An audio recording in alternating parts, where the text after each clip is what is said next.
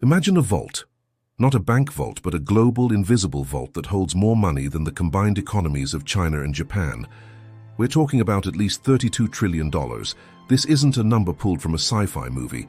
It's the conservative estimate of how much wealth the world's elites, the top 0.001%, are hiding from their governments, from taxes, and ultimately, from you. This is the offshore system. And it's not just a fiscal black hole.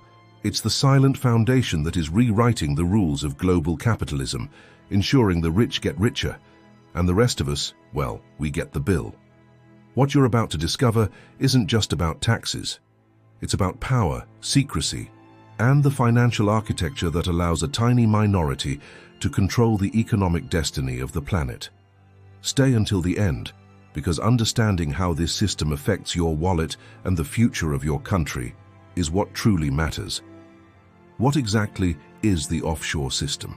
Most people think of tropical islands and secret bank accounts. And yes, that's part of it. But offshore is far more sophisticated. It's a collection of jurisdictions like the Cayman Islands, the British Virgin Islands, Switzerland, and surprisingly Delaware in the US, that offer two crucial things: financial secrecy and zero or very low taxation. The modern history of this system dates back to the 20th century, but it exploded after World War II, when Switzerland became a safe haven for global capital. The real leap, however, came with financial deregulation in the 1980s and 1990s. Suddenly, creating a shell company in a tax haven became as easy as opening an email account. The goal? Protect assets from political instability, creditors, and, of course, tax authorities. If you're finding this content eye-opening, don't forget to like the video and subscribe to Mac Invests. It helps us keep uncovering the secrets of the global financial system. The $32 trillion isn't sitting in cash under a mattress. It's structured inside a complex web of financial vehicles. The two main ones are shell companies and trusts. A shell company is a legal entity that exists only on paper, with no real business operations, and is used to hold assets like stocks, real estate, or intellectual property. The trick is that the ultimate ownership of this company is almost impossible to trace. It might be owned by another shell company, which is owned by a trust in yet another jurisdiction. The trust is even more ingenious. It allows a legal owner, the trustee, to manage assets on behalf of a beneficiary. But the beneficiary isn't the legal owner. This creates an almost impenetrable layer of protection against tax authorities. Think of it as a hall of mirrors where the money is never where you think it is. For decades, this system operated in the shadows. But a few shocking events brought it into the light. The Panama Papers in 2016 and the Paradise Papers in 2017 were massive leaks of documents that exposed the scale and the names behind the offshore world. These leaks didn't just reveal that the ultra-rich use tax havens, they exposed world leaders, politicians, celebrities, and major corporations. They showed how companies like Apple and Nike use complex profit-shifting schemes to move billions into zero-tax jurisdictions.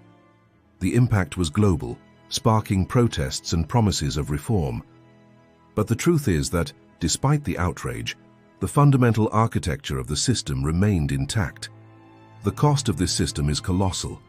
Tax evasion and legally sanctioned tax avoidance through offshore structures deprive governments of hundreds of billions of dollars every year.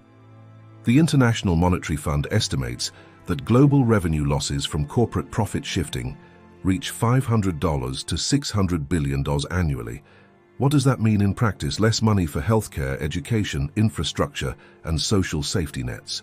The tax burden falls disproportionately on the middle class and workers, who don't have armies of lawyers and accountants to hide their wealth.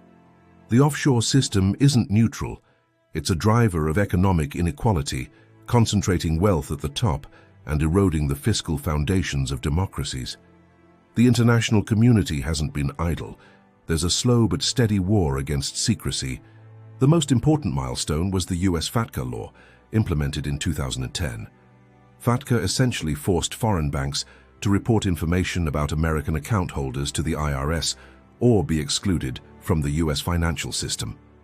In response, the OECD created the CRS, the Common Reporting Standard, where more than 100 countries agreed to automatically exchange tax-related information about foreign residents.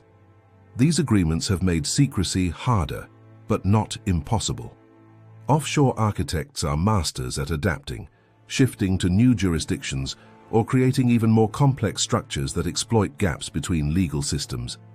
The $32 trillion hidden offshore is a symptom of a broken global financial system. Pressure for transparency is growing. The proposal for a global minimum corporate tax, led by the G7 and G20, is a major step toward limiting profit shifting. However, individual wealth remains the biggest challenge. As long as there's demand for secrecy and jurisdictions willing to offer it, the offshore system will endure. For the average investor, the lesson is clear: the playing field is not level. Understanding this architecture of secrecy is the first step toward demanding a fairer system. The real battle isn't just to recover the $32 trillion, it's to redefine who controls wealth and power in the 21st century. What's your opinion about the offshore system? Leave your comment below. And if you enjoyed this deep analysis, like and share this video. Your participation is essential for helping more people understand how money really works.